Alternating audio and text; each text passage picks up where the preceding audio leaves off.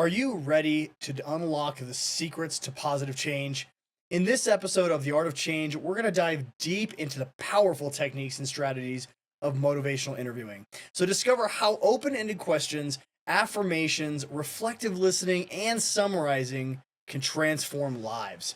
With real life examples and expert insights from Lorri Williams, get ready to master the art of MI. So, let's dive right in.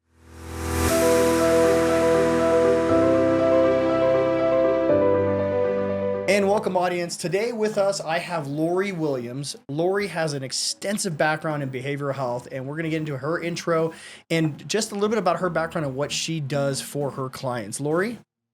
Hi, Tony. My name is Lorri Williams. I am a licensed clinical social worker and a licensed addiction counselor. I also am board certified in neurofeedback, which is brain training helpful for addiction, trauma, anxiety, depression, ADHD. And I'm an ERYT 500, which is an experienced registered yoga teacher, which is very helpful when working with people struggling with trauma, because trauma does lie within the body. And so doing the top-down processing that talk therapy uses is often not as effective as that bottom-up processing that can occur with somatic-based, body-based interventions. Awesome. And thanks for being with us today, Lorri. So as we went into previous episodes, right, we talked about the intro, some of the history of motivational interviewing. What I want to talk about here really quickly is just how do you, from a clinical licensed technician, how do you use your core principles of MI? So when we talk about the expressing empathy piece, the supporting self-efficacy, the rolling with resistance, developing discrepancy, how do you find those tools or those principles when you work with your clients, and how do you manage those dependent on the personalities? So I work a lot with people who are court mandated, so they are not exactly choosing to be there, but they do have specific goals in mind to get out of the criminal justice system, which is a wonderful leverage that we have to entice them to start trying to live a lifestyle of recovery. And when working with people with trauma, which a lot of people struggling with addiction have, coming from a place to help them build that self-efficacy, because trauma occurs and it's a disempowering thing that happens. People have no power when they're going through something traumatic, and they have a really hard time often stepping into that power and learning how to have self-efficacy.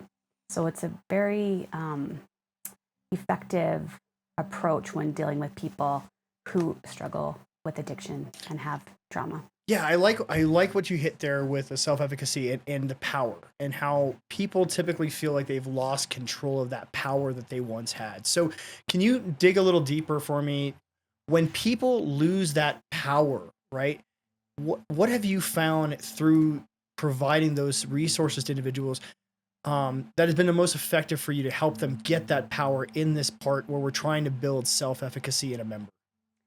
So first thing we do is just start with those smart little tiny goals that are immediate and not so hard to attain, just to kind of give them a sense that they can accomplish something. So, just making it to the appointments, or being able to make it home by curfew, starting to look for jobs and things like that, getting to their UAs, getting to court. Do you find that when it comes to these bigger goals, do people tended bogged down by Yes. the bigger picture? Yes. Okay. Even And I get bogged down by the bigger picture. I have to take it one step at a time. yeah, so that's a really important role. I also noticed, and you correct me if I'm wrong, one of the things I feel like a lot of people, you think it's a natural thing for people to develop empathy. No. And so it's not. So when you find that you're working with clients, how do you help people understand the difference between two-fold question, the difference between sympathy and empathy, and then how do you provide or help them express empathy during your session? So to begin with that, I often just start working through a self-compassionate lens and trying to help them build self-compassion first. because a lot of them have no problem being empathetic or sympathetic to everybody else, but it's themselves who they really struggle with finding any kind of compassion or empathy with. Yeah, that makes a lot of sense because when we think about a lot of these individuals that are probably in this position where they're so bogged down, this applies for everybody, but beyond the therapy realm of people in their hardest positions, right? Always beat themselves up the worst, right? I think there was an actor, I can't remember his name, the guy from Prison Break, where he talked about if we talked to our friends and our family the way we talk to ourselves, no one would ever want to be around us, right? Right. So why do we allow ourselves to talk to ourselves that way? Because we would never talk to other people that way. Hopefully, we'd never Right. talk to other people that way. So how do you feel that you've had success with helping individuals to get away from that negative self-talk and then more into a position where that self-efficacy really shines, and then we move into, the other principles of MI? So I first start to try to model that behavior, being super compassionate to them, and then identifying any kind of negative self talk that they have. We do journals, we do a diary card, we'll just start keeping track of things, and then we'll create countering thoughts, countering statements to that. We do positive affirmations, journaling, writing compassionate letters to yourself, just little different activities just to start building a practice of self-compassion. Awesome. Now, when you get some of these, you talked about how some of these members you work with are court mandated. Yeah. And so that's a great example of someone with resistance, right? Oh, And yes. so very much they don't want to be there. They're going to collect their hours. Let's talk about one, how you deal with individuals or work with individuals who have that resistance talk, but even more so, let's talk in the sense of every individual. Sometimes we always want to like provide a defense mechanism to justify why we act or do the things we do, whether we're good, we did something bad, or just in general, we always want to provide that. How do you work with that resistance talk and get that step over to change talk where we're no longer pushing back, but we're actually really diving into how to get to where their goal is? Because at the end of the day, this is a goal for them, whether they realize it or not, is to get past whatever they're working on, correct? Right. So there is a idea in motivational interviewing where you're rolling with resistance, and you don't want to become this adversarial person in their experience. You want to be more of like a partner. So you kind of like come beside them and you're walking together with them in this partnership of their experience of change. And I always like to find out what their goal is. If their goal is not to go to prison, if their goal is to get their kids back, then we build the plan around those things. And staying sober is going to have to be a huge part of that. And how do we do that? Awesome. Okay, so since we're in episode 2 talking about techniques and strategies, that was a great recap on when we talk about the different principles. Now with the techniques and strategies, the way we have this broken down is the 5 different types of intervention. We have, first off, as you're familiar with, open-ended questions, getting them active into the actual conversation, then into, of course, active listening, followed by affirmations, then reflective listening, and then just summarizing and encouraging that self-motivational statement. So with that in mind, let's talk about some of these techniques. Can you dive into some of the techniques that you have found success with and how those apply with members that you've worked with in the past?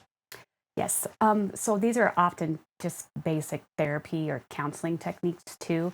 Open-ended questions allows the person to expand on their own experience in their own words rather than just having yes or no answers, which can be very limiting when you're trying to get a history or get a list of goals or things like that. And then that's open-ended. What about active listening? How does that transition from those open-ended questions, where you're basically almost like collecting data, correct? Right. Yeah. So go ahead. Active listening would just be that role of being someone who is interested in the discussion and someone who wants to hear their story rather than coming from a place of coming to respond rather than hear and absorb. Okay, so would you say that probably in that second intervention when we're talking about active listening, is that kind of the relationship building that you would Yes, identify? for sure. Okay, so that's where we're really talking about and I'm going to kind of break away from saying therapist because we want to apply this to everybody. Right. The person who's doing the intervention with the person or the interviewing and with the member that's actually being talked with, right? So it's building that personal relationship where the member feels comfortable with the individual they're talking with and believes that they're actually working with them, not against them. Yes. Okay, perfect. So then we go into the third intervention, that technique with affirmations. How do you feel you've done, or you help the individual get to the point of where they're doing affirmations from that resistance talk? It can take a while. Oftentimes they're defending the problem more than trying to find solutions and building change chalk. But sometimes playing both sides of this story, both sides of the coin, maybe devil's advocate, just trying to put them in the other role so that they have to kind of defend changing rather than defending staying the same. I gotcha. So you kind of slowly help them work to understanding what's causing the change or the resistance to the change itself, and then Hmm. kind of that helps you transition into that phase of the change talk. Yeah, and then identifying what it is that they're getting out of that behavior that's not working for them anymore, and then try to find ways that they might be able to meet those same goals with different behaviors because they're doing it for a reason. Right. Okay. So then as we talk about the fourth technique, when we look at active listening versus reflective listening, can you kind of explain the difference between the two and then how you use them differently? Reflective listening has always been a little hard for me. I've always found it redundant, I guess. But people do really appreciate being able to know that they were understood, and having someone reflect back to them what they said can be very effective for them. Active listening is just really, I think, absorbing what the person is saying and trying to just get the reality of their experience, feel it. To feel it. So bottom line is really not just receiving, but now trying to almost get that emotion out, just trying to get that the background out of it besides just talking about the actual history. Is that correct? Correct. Okay, awesome. Okay, and then so for that fifth intervention, and this is I think one anybody who's been in therapy really understands, because I think it's probably the most significant, is when you're summarizing and you're encouraging the self motivational statements. Now the encouraging or the summarizing, I feel like that's really easy for therapists, right? They write notes, they can just go right through the line. Right. But really, when you get to the self motivational, how do you get these individuals to the self motivating statements and get them really to that point where, okay, now the next step is the action? I like to use sometimes Socratic questions, which coming from a place of curiosity, um, and kind of letting them come to the conclusion on their own, but asking questions in a way that they can do that. Okay, so you talked about Socratic questioning and dived into the curiosity. Can you go a little deeper and give me possibly some example on that? Thinking about one example, I was working with a veteran who had a lot of moral injury around an incident that occurred while he was deployed, where he lost some of his battle buddies going in, and he was the leader of the squad and of the what do you call it when you go the mission, and he felt a lot of responsibility, which is very valid. But he kept saying that he should have known, he should have all of these things. So just walking him through that event, saying, okay, so then you knew that those people were in there. You knew, like trying to get him to talk about that he didn't know. He didn't know that that was going to happen. That he didn't know anybody was going to, jump out, or that the scenario was going to come the way that it did. Mm-hmm. So having him be able to kind of walk through that in a way where he could come from a place of where he didn't know and allow that just to kind of get in there. It obviously didn't work that very first session, but just to have that little bit of doubt, like that little bit of uncertainty that maybe he shouldn't have known, like it wasn't something that he could have known. Yeah, that's a great example. So, a lot of times people are so fearful of making decisions, right? Because what's the repercussions if that decision was a bad decision, right? So, like in that context, he's the team lead. He felt like he should have known what his team was getting into, because Right. nobody wants to lose a member, No. right? Right. And so in that extreme situation with that PTSD that comes from that, they think through where they could have made the decision better. And at the Right. end of the day, you had to help him walk through You didn't have any more information to make a better decision. You worked with the decision with the information you had, and it is not your fault. And it's understanding, I guess, getting them to that point of understanding where the decision they made was the best decision they could make in that moment, and they didn't have to have that guilt any longer. Is that a fair statement? Right. And rather than moral injury, it was survivor's guilt. Sorry. Yeah, survivor's guilt. Man, that weighs so Major. heavy, right? Because a lot of people. Yeah. Let's talk about people in an organization. Let's go to a different realm of we have a top performer in an organization, and all of a sudden they're not operating at their full capacity, and we don't have all that information. I'm a manager. I'm a supervisor, director of an area, and I see we're not really meeting whatever criteria or quota or whatever it is that our section needs to hit.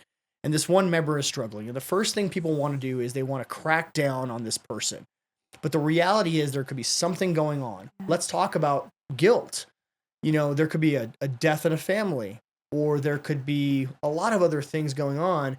And so as we're sitting there, we need to understand, one, be empathetic to the individual that there's more going on, right? And really allow ourselves to sit down with this member, and rather than try to take the hammer to the nail, dive into, okay, is there something going on that we could possibly help them with? And most people in the organizations are not therapists, so we're not trying to say get in there and dive deep into the therapy side, but maybe having that a little bit of that empathy to help that individual get there, because not only does that help them express what's going on so you can be more understanding as a leader, manager, supervisor, whatever it is, but on top of that, what does that look like to that person? Even if you just come out and say, I'm concerned about you because I know you're not performing at your top level. What's going on, right? Right. Especially if you are seeing something that's different. And most people have stuff going on in their life, their kids, their parents, their siblings, their friends, themselves. Maybe it just doesn't like a coworker, right? Yeah. And so maybe the idea is, okay, what's we as leaders and managers of sections, a simple fix might be just to move them cubicles. Yeah. Empowers them to just not be in that environment that they were in that's affecting their performance. Yes. But the reality comes down to that's not on the member to tell us all those things until we choose to show interest and empathy in why they're having, because they may not even know, correct, that they're having these issues. Yeah. And a lot of people aren't going to come with it to you unless you ask the question. Right. So I think at the end of the day, when we start talking about these techniques and strategies, it's important for us, let's highlight real quickly, the point of us as leaders is not to work or to have them work for us, like a lot of people try to interpret. Our job is to empower our team to do better and to give them the skills, tools, abilities to perform at the highest level possible, which in turn gives the company returns and the organization returns. And so by applying these techniques, what we're allowing our people to do is to not only have a safe environment where they can actually be able to say to their, because without ruining my train of thought, we work 8+ hours a day at these companies. We give most of our day to these individuals, and we want to be heard, and we want to feel valued there. Yes. And by simply showing, hey, I saw something a little out of context. Can you give me, some leeway of understanding what's going on? Just that concern and that empathy alone gives an individual the value they are looking for in that organization, whether they realize they needed it or not. Correct? Correct. Yeah. So gives them permission. Permission for what? Just to be able to say it out loud and ask for help if they need it. Yeah. So I will say my last piece on this episode of understanding is realizing to some people to understand, we all walk around and people say, hey, how are you? And what's the number one response we always give, Fine. regardless? I'm good. And I think one of the key takeaways I've learned from a really significant mentor of mine was it's okay to not be okay. Yeah. Now, you don't need to tell that to everybody, but in the same context, when you have a confidant, and as good managers and leaders, we should be allowing our people to think of us that way.